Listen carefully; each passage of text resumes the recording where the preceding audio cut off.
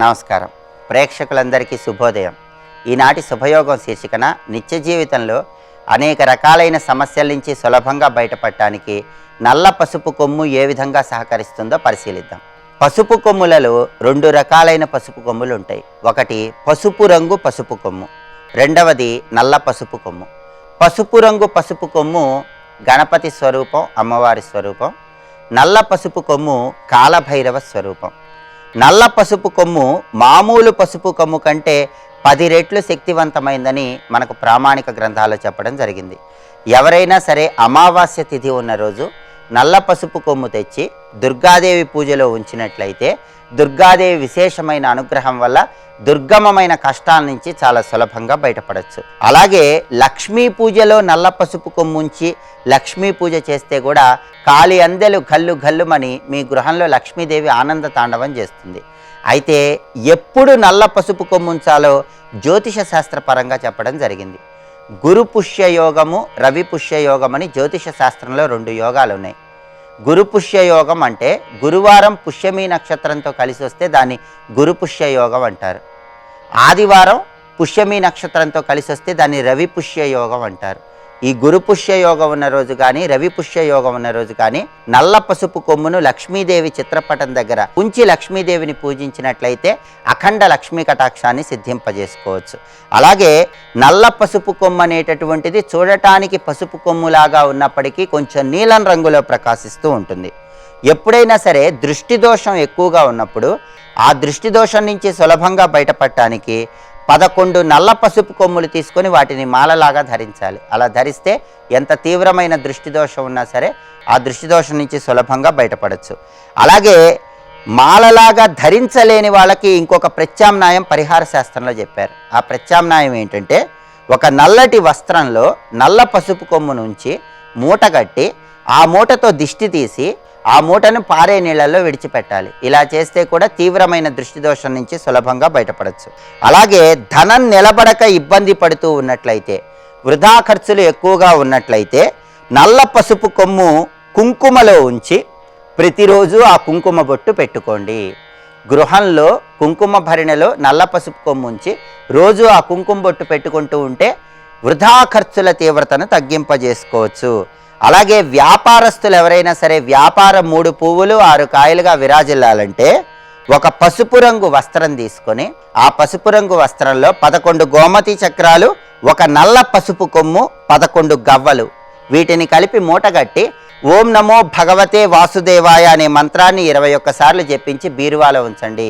ఇలా చేస్తే విశేషంగా వ్యాపార వృద్ధి కలుగుతుందని పరిహార శాస్త్రంలో చెప్పడం జరిగింది. కాబట్టి వ్యాపారం విశేషంగా రాణించాలంటే వ్యాపారస్తులు గోమతి చక్రాలు గవ్వలతో పాటుగా ఒక నల్ల పసుపు కొమ్మును కూడా ఉంచి మూటగట్టి బీరువాలో దాచిపెట్టుకోండి. విశేషంగా వ్యాపార వృద్ధి ఏర్పడుతుంది. అలాగే నల్ల పసుపు కొమ్ముని నూరి కొద్దిగా కుంకుమ పువ్వు పసుపుతో పాటు కలిపి ఇంటి ముందు స్వస్తి గుర్తు వేస్తే విశేషమైన రాజయోగం కలుగుతుంది. ఆర్థిక ఇబ్బందుల నుంచి సులభంగా బయటపడవచ్చు. శ్రీ మహాలక్ష్మీదేవి అనుగ్రహానికి ప్రతి ఒక్కరూ సులభంగా పాత్రలు కావచ్చు. ఇలా నల్ల పసుపు కొమ్ముకు సంబంధించిన పరిహారాలు పాటించి నిత్య జీవితంలో అన్ని రకాలైన సమస్యల నుంచి సులభంగా బయటపడండి. రేపటి శుభయోగం శీర్షికన శనివారం సందర్భంగా ఏలినాటి శని దోష తీవ్రతను తగ్గింపజేసుకోవటానికి, అర్ధాష్టమ శని దోష తీవ్రతను తగ్గింపజేసుకోవటానికి ఎలాంటి ప్రత్యేకమైన పరిహారాలు పాటించాలో పరిశీలిద్దాం. నమస్కారం.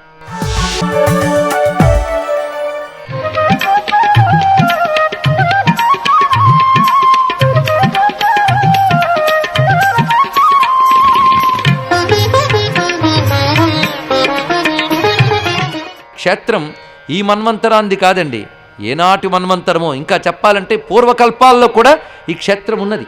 ఆనాటి నుంచి ఈ క్షేత్రం ఉన్నది కనుక క్షేత్ర చరిత్ర అత్యంత ప్రాచీనము.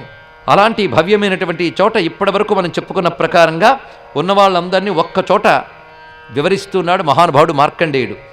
ఒక విఘ్నేశ్వరుడు, ఒక షణ్ముఖుడు, 6 దుర్గలు, 4 విష్ణుదేవులు, 5 రుద్రులు, 4 తీర్థములు దేవీ శాసనం వల్ల ఎల్లవేళలా ఇక్కడ ఉంటాయి అని చెప్తున్నారు. అటువంటి మహాక్షేత్రానికి ఎన్ని పేర్లున్నాయి అంటే కామకోష్ఠం, కామకోటి, శ్రీపురం భద్రనామకం, జీవన్ముక్తిపురంచేతి పంచధా పరికీర్త్యతే. 5 ప్రధానమైన నామాలున్నాయి. కామకోష్ఠము, కామకోటి, శ్రీపురము, భద్రము, జీవన్ముక్తిపురము, ఇది దీనికి ఉన్నటువంటి పేర్లు.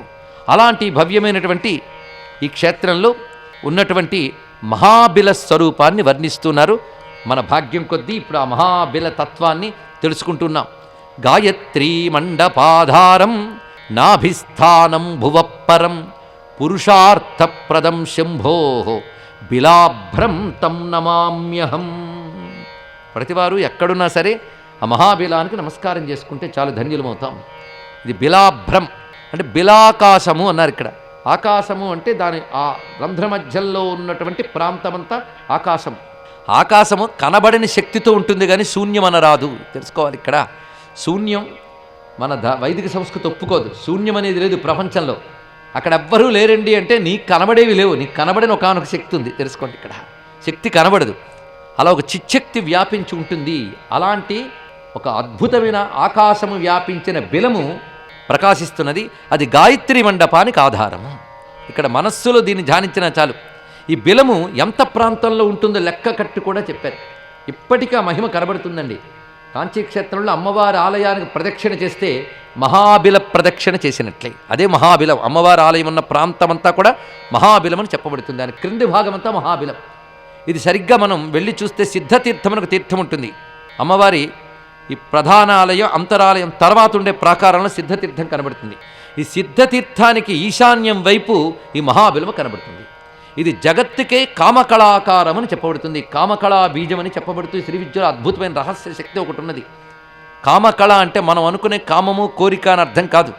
కామకళ అంటే సృష్టి స్థితిలయులు చెయ్యాలనే పరమేశ్వరుడి సంకల్ప శక్తి. ఇక్కడ కామశబ్దానికి అర్థం ఈశ్వర సంకల్ప శక్తి, ఈశ్వరుని ఇచ్ఛాశక్తి. ఎంత ప్రపంచం తయారైందంటే ప్రపంచం చెయ్యాలని ఈశ్వరుడు అనుకోవాలి. అలాగే పరమాత్మ ప్రపంచం చేయాలని అనుకున్నాడు. అనుకున్న సంకల్ప శక్తి, ఆ ఇచ్ఛాశక్తి ఏదైతే ఉన్నదో అదే కామ. పరమేశ్వరుని ఇచ్ఛాశక్తి స్వరూపాన్ని కామేశ్వరి అంటారు. ఆ ఇచ్ఛాశక్తి కలిగిన పరమేశ్వరుని కామేశ్వరుడు అంటారు. ఇక్కడ పరమేశ్వరుని ఇచ్ఛాశక్తిని కానీ మనం ఉపాసన చేస్తే మన ఇచ్ఛకి శక్తి వస్తుంది. కొంచెం జాగ్రత్తగా ఆలోచించండి. అంటే మన సంకల్పమే కూర్చుంది కానీ ఈశ్వర సంకల్పం కాలేదు. మన సంకల్పానికి ఈశ్వర సంకల్పం తగిలితేనే మన సంకల్పం నెరవేరుతుంది. ఆ ఈశ్వర సంకల్ప శక్తి పేరే కామేశ్వరి. ఆవిడే లలితాదేవి, ఆవిడే త్రిపుర సుందరి. కనుక ఎవరు త్రిపుర సుందరుని ఉపాసిస్తారో వారి సంకల్ప శక్తి ఈశ్వర సంకల్ప శక్తితో అనుసంధానింపబడి అది తప్పకుండా నెరవేరుతుంది. కనుక లలితా ఉపాసన అంటే ఈశ్వర సంకల్ప శక్తిని ఆరాధించడము. కనుక లలితాంబ కామేశ్వరి అంటే ఈశ్వర సంకల్ప శక్తి. ఈ అర్థం గుర్తుపెట్టుకోండి. కనుక కామ అనగా అర్థం ఏంటి? పరమేశ్వరుని యొక్క అఖండ సంకల్ప శక్తి. మన సంకల్పాలు వ్యర్థమవుతాయేమో కానీ ఆయన సంకల్పం ఎప్పుడు వ్యర్థం కాదు. అసలు ఆ సంకల్పం నుంచే అన్ని శక్తులు వస్తాయి. ఇచ్ఛ, జ్ఞాన, క్రియ అనే సర్వశక్తులు సంకల్ప శక్తులు వస్తాయి. కనుక ముందు సంకల్పం అంటూ ఉంటేనే జ్ఞానము, క్రియ అన్నీ బయటకు వస్తాయి. కనుక సంకల్ప శక్తికి ఆదిశక్తి అని పేరు. పరమేశ్వరుడి యొక్క ఆదిశక్తి సంకల్పశక్తి. ఈ మాట ఉపనిషత్తు సత్యకామ సత్య సంకల్ప అనే మాటతో చెప్తుంది. సత్యకామ సత్య సంకల్ప. వ్యర్థము కాని కామము ఎవడిదో అతడు పరమేశ్వరుడు. వ్యర్థము కాని కామము అంటే ఆయన చెయ్యాలనుకుంటాడంటే జరిగి తీరుతుంది. అలా ఈశ్వరుని కామశక్తిని మనం ఉపాసిస్తే ఆ ఇచ్ఛాజ్ఞాన క్రియలకు మూలమైన ఈశ్వర సంకల్ప శక్తి మనల్ని అనుగ్రహించి మన సంకల్పాలు సిద్ధింపజేయుగాక అని ప్రార్థన చేద్దాం. అటువంటి సంకల్పశక్తి అయినటువంటి తల్లి, ఆమె యొక్క కళ పేరు కామకళ. ఇది తెలుసుకోవాల్సిందే. ఆ పరమేశ్వర సంకల్పశక్తి స్వరూపమే కామకళ. ఈ కామకళ రూపమే మనం లలితా శాస్త్రంలో కామకళ అనే మాటలో చెప్పుకుంటున్నాం. కామరూపిణి ఇత్యాది విషయంలో చెప్పబడినవన్నీ అర్థం చేసుకోండి. ఇక్కడ అటువంటి ఆ కామకళారూపమైనటువంటి మహాబిలము ఈ దివ్యక్షేత్రంలో ప్రకాశిస్తున్నది. అందుకే ఈ మహాబిలం గురించి వర్ణిస్తూ జగత్కామ కళాకారం అనే వర్ణన అంత అద్భుతంగా చేశారు. ఇక్కడ జగత్కామ కళాకారం నాభిస్థానం భువపరం అని వివరిస్తూ ఆదిపద్మస్య కామాక్ష మహాపీఠం ఉపాస్మహే, ఇది నమస్కరించమని చెప్తున్నారు ఇక్కడ. అటువంటి ఈ స్థానము భూమి కుండలిని స్థానంగా చెప్పబడుతూ ఉంటుంది. ఇక్కడ ఈ సూక్ష్మ బిలానికి మరొక పేరు తపస్థానము. సూక్ష్మ బిలము అంటే అర్థం ఏంటంటే మామూలు కంటికి కనబడనిది గనక దీన్ని సూక్ష్మము అన్నారు. దీనికే పరమవ్యోమం అని పేరు. ఇక్కడున్న ఆకాశం పేరు పరమవ్యోమం. ఇది వేదంలో పరమే వ్యోమన్ అని చెప్పబడుతున్నటువంటి స్థానం. అది ఈ దివ్యమైనది సర్వలోకాలకి జన్మస్థానముగా చెప్పబడుతూ ఉంటుంది. అని వివరిస్తూ ఈ దివ్యమైన ఈ కామకోటి క్షేత్రంలో ఈ బిలం ఆకాశ శరీరం బ్రహ్మ అని ఉపనిషత్తు చెప్పినట్లుగా ఇక్కడున్న ఆకాశమంతా బ్రహ్మాకాశము, మహాకాశము. ఇక్కడ నాద బిందు శక్తి దాగి ఉన్నది అన్నారు. ఇక్కడ నాద బిందు అంటే పరమేశ్వరుడు ప్రపంచం చేయాలనుకున్నప్పుడు బిందుస్వరూపంగా నాదస్వరూపంగా వ్యక్తమయ్యాడు. ఆ బిందునాద స్వరూపమే ప్రపంచమంతా అయింది. ఈ బిందునాదములనే మన శివశక్తులు అంటాం. ఈ బిందునాద స్వరూపమైన ఆకాశము ఈ బిలములందు భాసిస్తున్నది. అలాంటి మోక్షధామమైనటువంటి ఈ బిలము ఆకాశ శరీరం బ్రహ్మ సనాదం బిందు సన్నితం బిల రూపేణ వైకాంచాం ప్రత్యక్షం మోక్షదం పరం. అటువంటి మహాబిలము గనుక ఈ అమ్మవారి ఆలయానికి ప్రవేశించిన వారు ఆ మహాబిలము రూపంలో ఉన్న జగదంబ యొక్క అనుగ్రహానికి పాత్రులవుతున్నారు. నిజానికి ఆలయమంతా తయారు కాకముందు ఈ మహాబిలం మాత్రమే ఉండేది. ఈ మహాబిలంలో పరమేశ్వరుని సంకల్పశక్తి అయిన మహాకామేశ్వరులు ఉండేవారు. అంతే.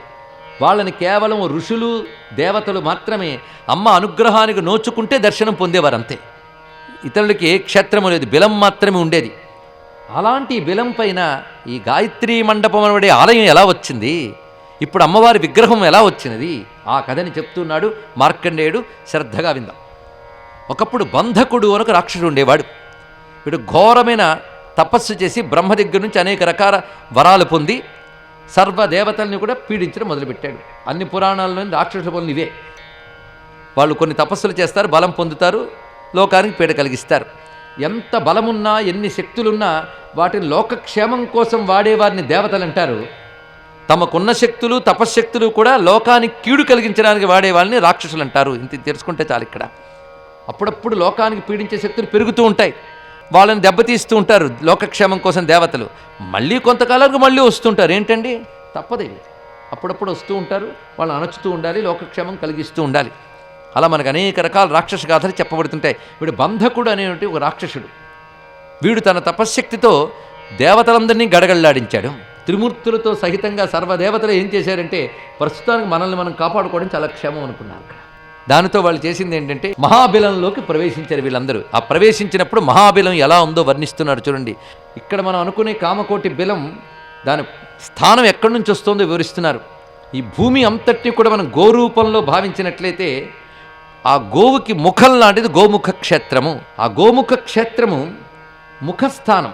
అక్కడి నుంచి క్రమంగా శ్రీపురము అని చెప్పబడుతుంది. ఇది మనం ప్రస్తుతం మహాకైలాసం అని కైలాసం మానస సరోవరం దగ్గర ఉన్నదే దాన్ని భావించవచ్చు. అది శిరస్థానము. హిమాలయము కంఠస్థానము, కేదారము ఉదరస్థానం, వారణాసి వెన్ను, కమలాలయము మూలము అన్నారు. కమలాలయం అంటే తిరువారూర్, అది మూలస్థానము.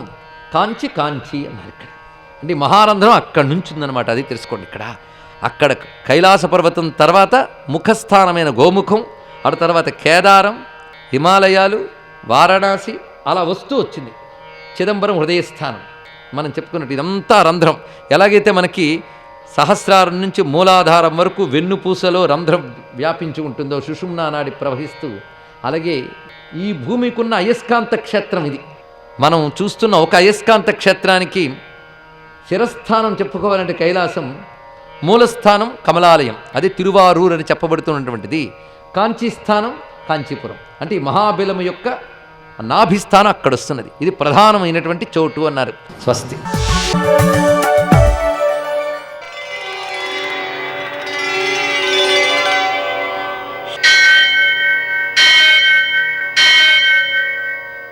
సహస్రశీరుషం దేవం విశ్వాక్షం విశ్వశంభువం విశ్వం నారాయణం దేవమక్షరం పరమం పదం విశ్వతః పరమాం నిత్యం విశ్వం నారాయణగుం హరిం విశ్వమేవేదం పురుషస్తద్విశ్వముపజీవతి పదిం విశ్వస్యాత్మేశ్వరగుం శాశ్వతగుం శివమచ్యుతం నారాయణం మహాజ్ఞేయం విశ్వాత్మానం పరాయణం.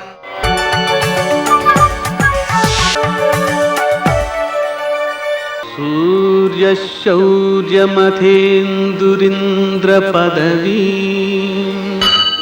సన్మంగళం మంగళం. లక్ష్మీం క్షీరసముద్రరాజనయాం శ్రీరంగధామేశ్వరీం దాసీభూత సమస్తదేవ వనితాం లోకైక దీపాంకురాం శ్రీమన్మందకటాక్షలథో బ్రహ్మేంద్ర గంగాధరాం త్వాం త్రైలోక్య కుటుంబినీం సదయాం వందే ముకుంద ప్రియాం.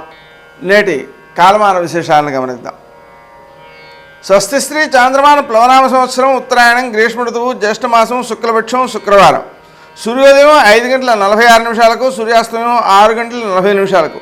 తిథి అష్టమి రాత్రి 8:34 వరకు. నక్షత్రం ఉత్తర రాత్రి 9:32 వరకు. వర్జం శేషవర్జంగా మిగిలింది ఉదయం 6:43 వరకు. మరల తెల్లవారుజామున 5:32 ప్రారంభం. దుర్ముహూర్తం ఉదయం 8:22 నుంచి 9:15 వరకు. మరల మధ్యాహ్నం 12:43 నుంచి 1:35 వరకు. అమృతకాలం మధ్యాహ్నం 2:31 నుంచి 4:05 వరకు. రాహుకాలం శుక్రవారం కాబట్టి ఉదయం 10:30 నుంచి 12 గంటల వరకు. అష్టగౌరక రీత్యా శుభప్రదమైన సమయం ఉదయం 7 గంటలకి. నేటి విశేషం శుక్రవారం, శుక్లాదేవి పూజ. శుక్లాదేవిని పూజ చేసుకోవడం ద్వారా మనం జ్ఞానాన్ని వృద్ధి చేసుకోగలుగుతాం. శుక్రవారం రోజున లక్ష్మీ అష్టోత్తర స్తోత్రాన్ని 108 సార్లు, కనకధారాస్తవాన్ని 3 సార్లు, లక్ష్మీ హృదయం, నారాయణ హృదయం 5 సార్లు పారాయణ చేయడం ద్వారా స్వామివారి యొక్క అనుగ్రహంతో, లక్ష్మీదేవి యొక్క అనుగ్రహంతో సకల సంపదలు సిద్ధిస్తాయి. నేటి ఆణిముత్యాలు.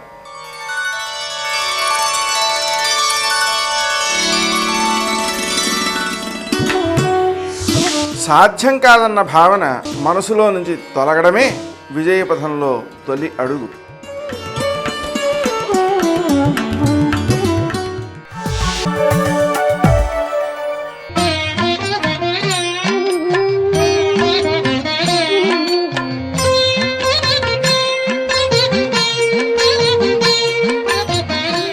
ఓం నమో నారాయణాయ, ఓం నమః శివాయ, శ్రీమాత్రే నమః. దుర్గాదేవి ఆరాధన శుక్రవారం నాడు అత్యంత శ్రేష్టవంతమైనటువంటి ప్రభావాన్ని కలిగింపచేస్తుంది. ఎవరైతే దుర్గా సప్తశ్లోకి పారాయణ చేస్తారో వారి ఇంట సర్వ సంపదలతో పాటుగా అనేక రంగాలలో అభివృద్ధి చెందడానికి ఆస్కారం ఉంటుంది.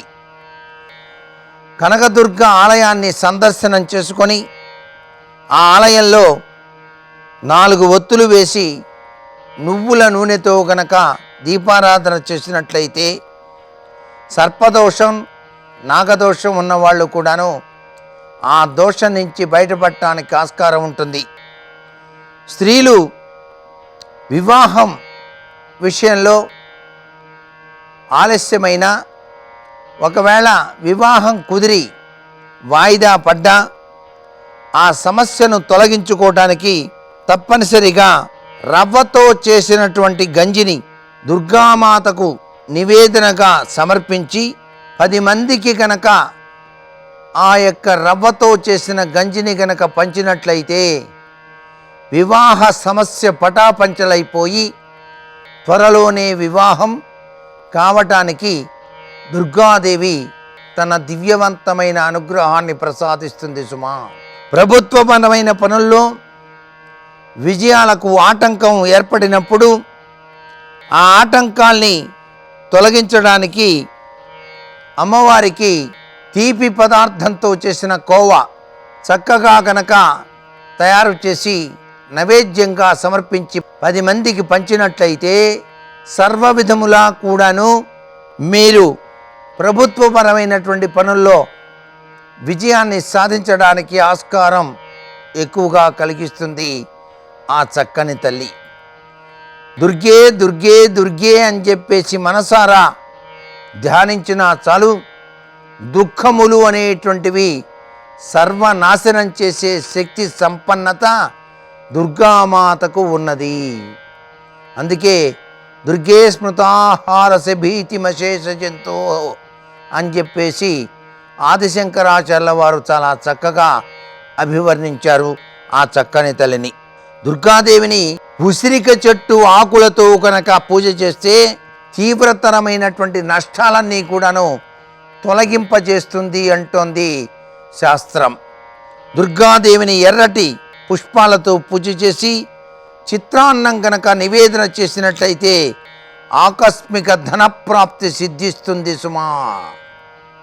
మాతర్మే మధుకైట భగ్ని మహిష ప్రాణాపహారోజ్యమే ఇలా నిర్మిత ధూమ్రలోచన వదే ఏ చండ ముండార్దిని నిశేషీకృత రక్తబీజధనుజే నిత్యే నిశుంభాపహే దుర్గే స్మృతాహారసి భీతిమశేషజంతో అని చెప్పేసి ఆ తల్లిని గనక ప్రార్థన చేసిన చాలు విధి వ్రాసిన దుర్వ్రాతను సైతం కూడా తొలగింపచేస్తుంది ఆ చక్కని తల్లి దుర్గామాత. సర్వే జనా సుఖినో భవంతు. పలుకే బంగారమాయన కోదండపాణి పలుకే బంగారమాయన కోదండపాణి పలుకే బంగారమాయన. ఒక భర్త గురించి ఆర్తితో ఒక భార్య ఎలా మాట్లాడాలో అంత ప్రేమగా మాట్లాడాడు. నీ వంటి భార్య దొరకడం నా అదృష్టం, ఇంతకన్నా ఐశ్వర్యం నాకు ఇంకోటి ఉండదు, నువ్వు నాకు తగిన భార్య అన్నాడు. సీతమ్మ కూడా శబాష్, ఎంత ధర్మం చెప్పారండి. నిజం, మీరు చేయకపోతే రాక్షస సంహారం ఎవరు చేస్తారు? కాబట్టి మీరు ధర్మమునందున్నారంది. ఇద్దరి మధ్య భేదాభిప్రాయం వస్తుంది, కానీ దాన్ని శాస్త్రంతో ముడివేసి మాట్లాడుకుంటారు. ఏది చెయ్యవలసినది, ఏది చెయ్యకూడనిది, ఏది చెయ్యవలసినదో ఎవరు ధార్మికంగా చెప్పారో వాళ్ళతో రెండో వాళ్ళు రాజీ పడతారు. రాజీ పడ్డం అంటే సమన్వయాన్ని కుదుర్చుకుంటారు తప్ప అది ఊరికే నా మాట వినలేదు, నా మాట వినలేదు, నా మాట వినలేదు అని సతాయించేయడం కింద ఉండదు. చక్కటి సమన్వయంతో దాంపత్యం నడుస్తూ ఉంటుంది. అసలు శ్రీరామాయణంలో దాంపత్యాలకి పతాక స్థాయి అద్భుతమైనటువంటి ఒక హారాన్ని వేసినటువంటి సర్గ చిట్ట చివర, అయోధ్యకాండ చిట్ట చివర వచ్చినటువంటి సర్గలు. సీతారాములిద్దరూ అత్రి అనసూయల ఆశ్రమంలోకి వెళ్ళారు. అత్రి మహర్షి బాగా వృద్ధుడైపోయాడు. సీతారామ లక్ష్మణుల్ని చూశాడు, ముగ్గురిని స్వాగతం పలికాడు. స్వాగతం పలికి ఆయన ఒక మాట అన్నాడు. తన భార్య గొప్పతనాన్ని చెప్పడానికి చాలామంది పురుషులు ఇష్టపడరు. ఎంతో సంతోషంగా అత్రి మహర్షి రాముడితో చెప్పాడు, రామ నా భార్య అనసూయ అటు వెడుతోంది, ఆవిడ చూపించాడు. గాలికి అరిటి చెట్టు వణికిపోయినట్టు వణికిపోతోంది ఆవిడ, వృద్ధురాలైపోయింది. ఈమె కొన్ని వేల సంవత్సరములు తపస్సు చేసింది. రామ తపస్సు చేసి జలములు ఇంకిపోతే గంగా నదిని మళ్ళీ ప్రవహింపచేసింది. 10,000 సంవత్సరములు క్షామం వస్తే ఈమెయే అన్నం పెట్టింది. కొన్ని వేల సంవత్సరములు తపస్సు చేసింది. వివాహం చేసుకున్న నాటి నుండి నన్ను అనుగమించడం తప్ప ఈమెకి ఇంకొకటి తెలియదు. నన్నంత అనుగమించిన మహాపతివ్రత ఈమె. తన తపశ్శక్తితో సూర్యోదయ సూర్యాస్తమయాల్ని ఆపేసింది. ఈమె తన తపశ్శక్తితో కౌశికుని భార్య అడిగితే మళ్ళీ ఆ సూర్యోదయం అయ్యేటట్టుగా చేసి మరణించిన ఆమె భర్త తిరిగి బతికేటట్టుగా అనుగ్రహించింది. 3 మూర్తులు ఆమె పాతివ్రత్యాన్ని పరీక్షించడానికి వచ్చి అన్నం పెడితే తింటామంటే తన తపశ్శక్తితో త్రిమూర్తుల్ని పసిపాపాలని చేసి పాలు పట్టింది. వాళ్ళ భార్యలు వచ్చి వేడుకుంటే తిరిగి పిల్లల్నిచ్చింది. ఆమె జీవితంలో ఆవిడ కోప్పడ్డం నేను చూడలేదు. ఆమె అనసూయ. పొంగిపోయాడు రామచంద్రమూర్తి. సీతారామ లక్ష్మణులు ప్రణమిల్లారు. అమ్మా సీతమ్మ అని పిలిచి, రామా నీ భార్యని అనసూయ దగ్గరికి పంపు అన్నాడు. సీత వెళ్ళి ఆవిడికి నమస్కరించి ఆవిడ దగ్గర కూర్చో అన్నాడు రాముడు. లోపలికి వెళ్ళింది. అనసూయ వణికిపోతోంది, వృద్ధురాలైపోయి కూర్చునుంది ఆసనంలో.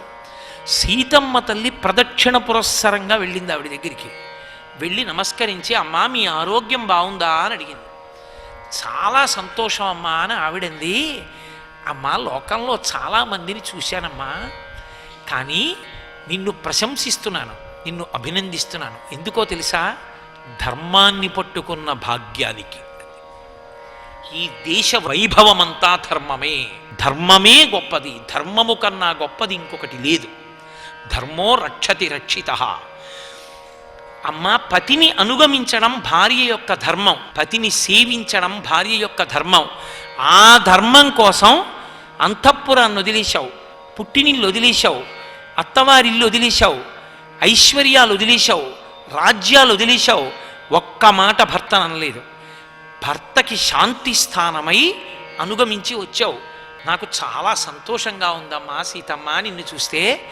భర్త ఈశ్వర స్వరూపమని తెలుసుకోలేరు అంటూ ఆవిడ ఒక్కసారి ఆగి అంది, సీత, నేను చాలా ఆలోచించాను, ఎంతో సాహిత్యం చదివాను. నాతో విశిష్టం పశ్యామి బాంధవం విమృశంత్యహం సర్వత్ర యోగ్యం వైదేహి తపకృత విహావ్యయం అంది. నేను ఎంత ఆలోచించినా నాకు తెలిసిన్నది ఒక్కటే సీత. ఏమిటో తెలుసా? నాతో విశిష్టం పశ్యామి బాంధవం విమృశంత్యహం. ఈ లోకంలో అసలు స్త్రీకి భర్తతో సమానమైనటువంటి బంధువన్నవాడు లేడు. ఆమె జీవితానికి అన్ని విధాల ఆలంబనమాయనే. స్త్రీ తనంత తానుగా ఎంత గొప్పదైనా ఆమె శాంతి గౌరవము భర్త వలన మాత్రమే ఉంటాయి. సీత అసలు భర్తని మించిన దైవం లోకంలో లేడు. నాతో విశిష్టం పశ్యామి బాంధవం విమృశంచహం సర్వత్ర యోగ్యం వైదేహి తపకృత విహావ్యయం. ఎంతో కాలం నుంచి చేసిన కొన్ని వేల సంవత్సరముల తపస్సు యొక్క ఫలితం ఎక్కడుంటుంది? తనతోనే ఉంటుంది. నీ చేసిన తపస్సు ఎక్కడుంటుంది? నాలోనే ఉంటుంది, నా నోటి మాటగా ఉంటుంది. నేను చేసిన తపస్సు నన్ను సర్వదా కాపాడుతూ ఉంటుంది. చేసిన తపస్సు తనలోనే ఉన్నట్టు ఒక ఆడదాని కొన్ని కోట్ల సంవత్సరముల తపస్సే ఆమె కంటి ముందు కనపడుతున్న భర్త. తన తపస్సు ఫలితానికి తాను దూరం అయిపోవడం ఎటువంటిదో తన భర్తకి దూరంగా ఉండడం అటువంటిది. కానీ సీత, నువ్వు రాముణ్ణి అనుగమించావు, రాముడితో కలిసి ఉంటున్నావు. చాలా గొప్పగా ఉందమ్మా, నాకెంతో సంతోషంగా ఉంది. ఈ సందర్భంలో ఒకటి చెప్తాను. భర్త యందు దైవాన్ని చూచి అనుగమించినటువంటి పతివ్రత ఉన్నదే, ఆమె మాత్రం ఈశ్వరుణ్ణే పొందుతుంది. భర్త చెడ్డవాడు కావచ్చు, భర్త నరకానికి పోవచ్చు, భార్య పరమేశ్వరుని యందు ఐక్యమవుతుంది. కారణం ఆమె పాతివ్రత్యమేనమ్మా, ఎవరి కర్తవ్యత అనిష్ట వాళ్ళది అని. రాముడితో ఎలా రాగలిగావు అంతమందిని విడిచిపెట్టి? నీ మనసుకి ఎప్పుడూ కష్టం కలగలేదా అని అడిగింది. ఎవరు అడిగింది? అనసూయ. ఏ సామాన్యమైన తల్లి అడగలేదు. అనసూయమ్మతో మాట్లాడేటప్పుడు దాచినా ఆవిడ పట్టుకోగలదు. సీతమ్మ తల్లింది, అమ్మా మహానుభావుడమ్మా నా భర్త, సానుక్రోశో జితేంద్రియ స్థిరానురాగో ధర్మాత్మ మాతృవత్ పితృవత్ ప్రియ. ఇది ఒక భార్య దగ్గర భర్త పొందవలసినటువంటి స్థితి. ఆవిడంది, కిం పునర్యో గుణశ్లాఘ్య. నా భర్త గుణములను ఎన్ని మాటలు పొగిడినా సరిపోదమ్మా.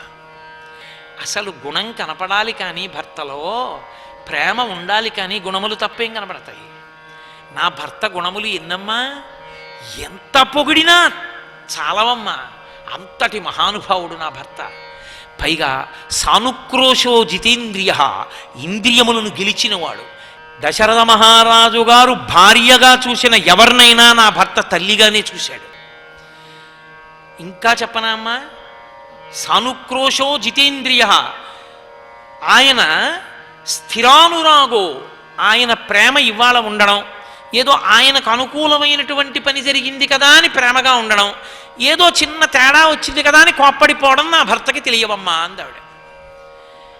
నేను ఏదైనా పొరపాటు చేస్తే పాపం తెలియనితనం కదూ, చిన్నది కదూ, తెలియనితనం చేసింది, చెప్తే సర్దుకుంటుందని ప్రేమిస్తాడమ్మా. అంతేకాని నేను తప్పు చేశానని కోప్పడ్డు సుమా. నా తల్లి అంటే నాకెంత ప్రేమో. నీ తల్లిని ఎందుకు ప్రేమిస్తావు అని అడిగితే కారణం ఏం చెప్పను? నీ తండ్రిని ఎందుకు ప్రేమిస్తావంటే కారణం ఏం చెప్పను? అలాగేనమ్మా, మాతృవత్ పితృవత్ ప్రియ, అమ్మలా నాన్నలా నాకు నా భర్త అంటే పిచ్చి ప్రేమమ్మా. ఇంత గొప్పవాడైన భర్తని అనుగమించడం గొప్ప విషయమా అమ్మా? నేనేం గొప్పదాన్ని కాదమ్మా అంది సీతమ్మ. అది నా భర్త గొప్పతనమమ్మా. అటువంటి వాడిని విడిచి ఉండలేక వచ్చాను తప్ప ధూర్తుడైన అనువర్తించిన వాళ్ళు ఉన్నారే, వాళ్ళు గొప్పవాళ్ళు. అంటే యథార్థానికి సీతమ్మ వేలు మీరు ఎటువైపు చూసింది అన్నప్పుడు అప్పటికి కథ జరగకపోయినా ఎవరిని చెప్పాలి? మండోదరిని చెప్పాల్సి ఉంటుంది. కాబట్టి అమ్మ అటువంటి భర్తమ్మ నాకు అంటే పొంగిపోయింది తల్లి అనసూయమ్మ. సర్వం శ్రీ ఉమామహేశ్వర పరబ్రహ్మార్పణమస్తు. స్వస్తి.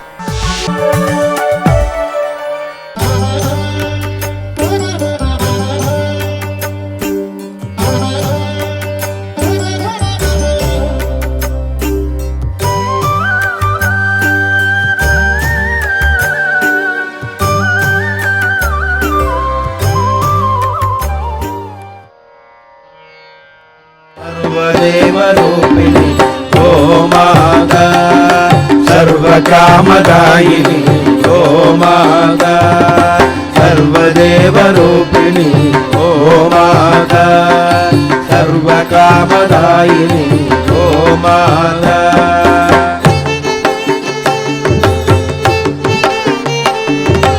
इति हि यत्तनौ कान्ति देवता इति नियन्तनो कान्ति देवताः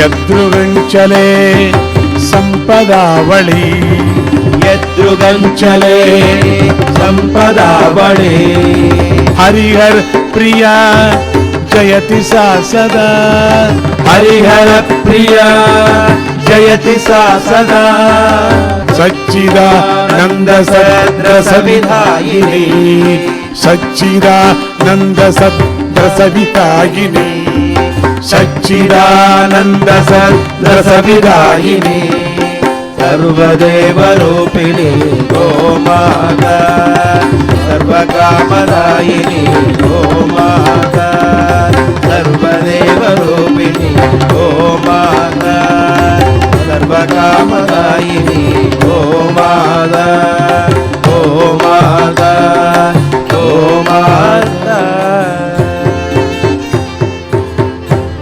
ఈ సురభి స్తోత్రాన్ని పఠించటం వల్ల ఎంతో పుణ్యము ఇది స్తోత్రం, ఇది పాటగా అయిపోయింది, ఎంతో పుణ్యము లభిస్తుంది.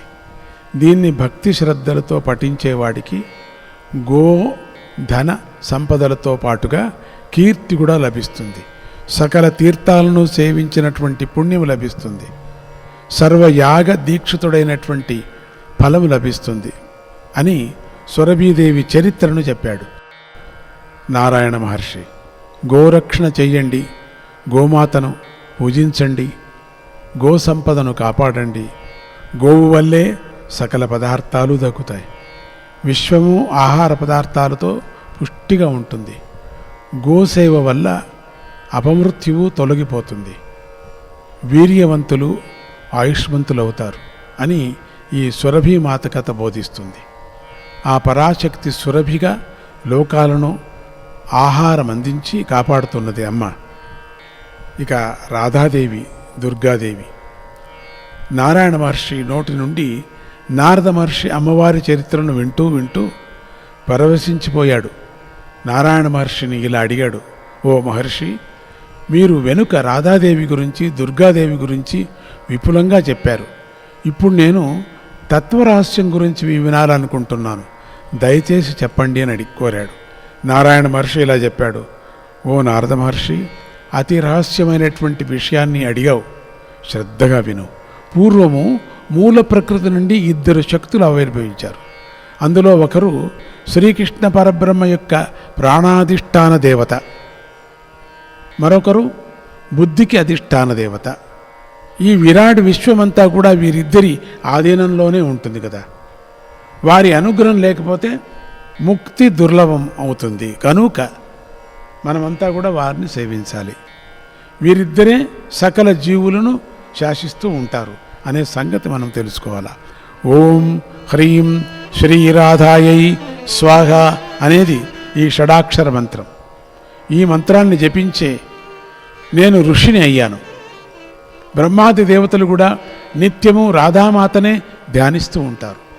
రాధాదేవి అర్చించుకోకుండా శ్రీకృష్ణ పరబ్రహ్మను పూజించటానికి అర్హత లేదు. సకల కామాలను సిద్ధింపజేస్తుంది కాబట్టి రాధా అనే పేరు అమ్మవారికి సార్థకమైంది.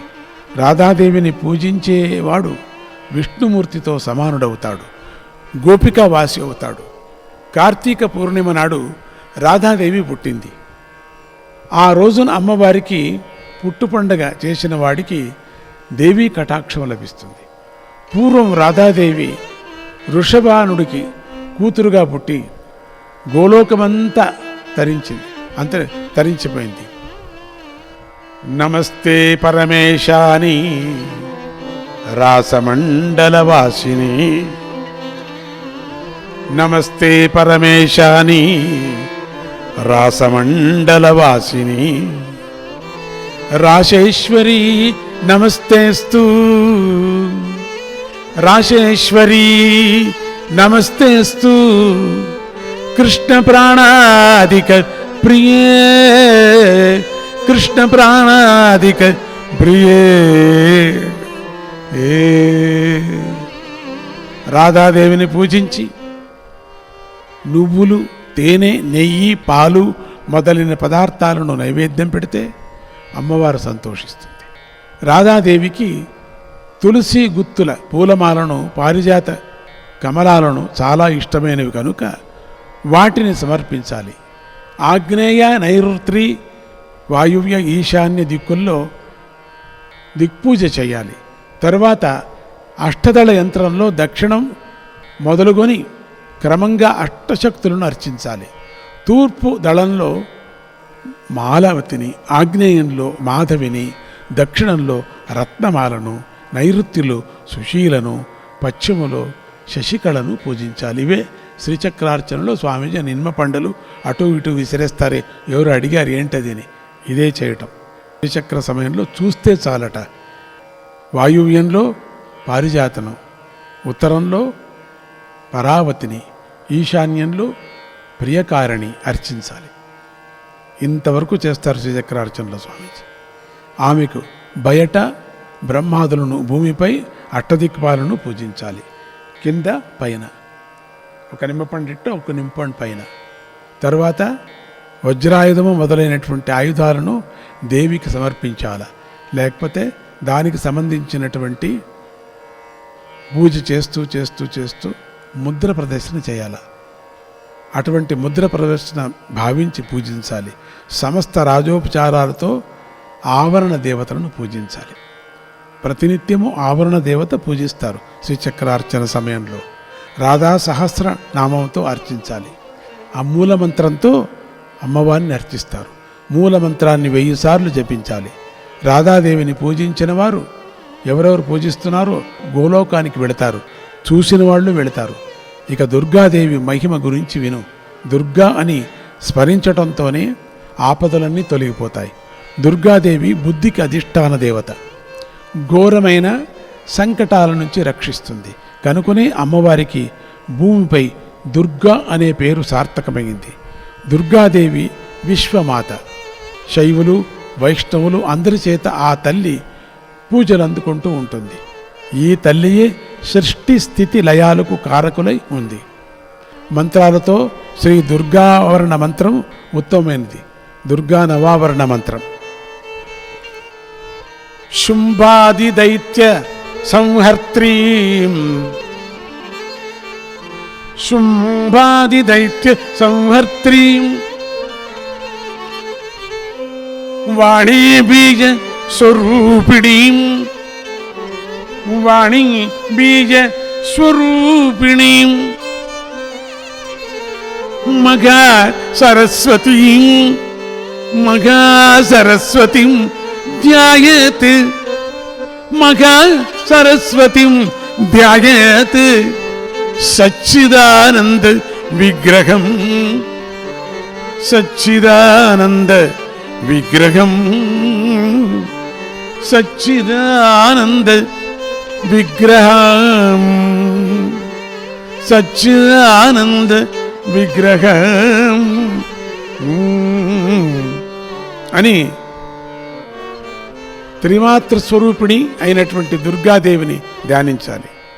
ఈ చండీమాతను సాలగ్రామమందు కానీ, కలశమందు కానీ, మళ్ళీ మంత్రమందు కానీ, ప్రతిమయందు కానీ, బాణలింగంలో కానీ, సూర్యుడి యందు కానీ భావించి నిశ్చల బుద్ధితో ఆరాధించాలి. ఏది దొరకకపోతే బాణలింగాలు పెట్టుకొని పూజించవచ్చు. ఒకటైనా పెట్టుకోవచ్చు బాణలింగం, దోషం లేదు. అమ్మవారిని దానిలోనే, ఆ బాణలింగంలోనే ఆవాహన చేసి పూజించాలి. వివిధ రాజోపచారాలతో అర్చించి అమ్మవారిని సంతుష్టురాలని చేయాలి. దేవీ సన్నిధిలో పండితుల చేత సప్తశతి స్తోత్రాన్ని పారాయణం చేయించాలి. ఇలా చేసిన వాడికి ధర్మార్థ కామమోక్షాలు లభిస్తాయి. దుర్గా స్తోత్రాన్ని వినటంతోనే పుత్రుడు లేనివాడికి పుత్రుడు కలుగుతాడు. విద్యార్థి విద్య సంపన్నుడవుతాడు. అమ్మవారి అనుగ్రహంతో ధర్మార్థ కామమోక్షాలు సులువుగా లభిస్తాయి. లక్ష్మీ మొదలైనటువంటి దేవతలందరూ శివకామేశ్వరైనటువంటి దుర్గను మనసారా ధ్యానిస్తూ ఉంటారు. 14 మంది మనువులు దుర్గాదేవిని ధ్యానించి చక్రవర్తులయ్యారు. దేవతలు గొప్ప గొప్ప పదవులను అలంకరించారు. త్రికోణము, తరువాత షట్కోణము, తరువాత అష్టదళాలు, ఆపై 24 దళాలు, ఆ తర్వాత భూగృహము. ఈ విధంగా యంత్రాన్ని భావించాలి లేదా రచించి పూజించాలి. శ్రీచక్ర యంత్ర రహస్యం ఇది. ప్రతినిత్యము స్వామివారు చేసేది ఇదేనే. యంత్రానికి తూర్పున సరస్వతితో కూడినటువంటి బ్రహ్మదేవుణ్ణి, నైరుతి లోపల లక్ష్మితో కూడినటువంటి విష్ణువును, అక్కడక్కడ కొంచెం కొంచెం కుంకుమ పసుపు పెడుతుంటారు. ఇవే వాయుకోణంలో పార్వతితో కూడినటువంటి శివుణ్ణి, ఉత్తరంలో సింహాన్ని, దక్షిణంలో దేవి సాయుధ్యాన్ని పొందటం చేత మహాసూరుడైనటువంటి మహిషాసురుని కూడా పూజించాలి. అప్పుడు నోటి చూసాడా. ఆ తరువాత 6 కోణాల్లో నందజ, రక్తదంత, శాకాంబరి, శివ, దుర్గ, భీమ, భ్రామరి దేవతలను పూజించాలి. ఆ తర్వాత అష్టదళాలతో బ్రాహ్మి, మాహేశ్వరి, కౌమారి, వైష్ణవి, వారాహి, నారసింహి, ఇంద్రి, చాముండీ దేవతలను పూజించాలి. తర్వాత 24 దళాలతో క్రమంగా విష్ణుమాయ మొదలైన 24 దేవతలను పూజించాలి. తర్వాత భూగృహ కోణంలో, భూగృహ కోణం అనేటువంటిది గణపతిని, క్షేత్రపాలకుడిని, వటుకుడిని కూడా, యోగిని దేవతను కూడా పూజించాలి. దాని బయట వజ్రము మొదలైనటువంటి ఆయుధాలను ధరించినటువంటి ఇంద్రుడు మొదలైన అష్టదిక్పాలకులను పూజించాలి. ఈ విధంగా ఆభరణ దేవతలతో సహా దుర్గాదేవిని సమస్త రాజోపచారాలతో పూజించాలి. ఈ నవమ స్కందంలోని ప్రతి అధ్యాయాన్ని రోజుకు 1 చొప్పున విపులంగా చదివి అర్థం చేసుకున్నవాడు శ్రీమాతకు ప్రియమైనటువంటి భక్తుడవుతాడు. అతడు యొక్క కోరికలన్నీ తీరుతాయి అని నారాయణ మహర్షి బోధించాడు. ఈ నవమ స్కందం అంతా అమ్మవారి చరిత్రతో నిండి ఉంది కనుక దీనిని విన్నవారు, చదివినవారు అమ్మవారి అనుగ్రహం ప్రసరిస్తుంది, వారి మనోరథాలు తీరుతాయి అని ఫలశ్రుతి చెప్పబడింది. ఇంతటితో మనము నవమ స్కందమాన్ని సమాప్తం చేసుకుంటున్నాం. శ్రీమాత్రే నమః, శ్రీమాత్రే నమః. బహురూపైరవినుతా హృది కలయే ముని విదితా శివవర్ణితా శ్రీలలితా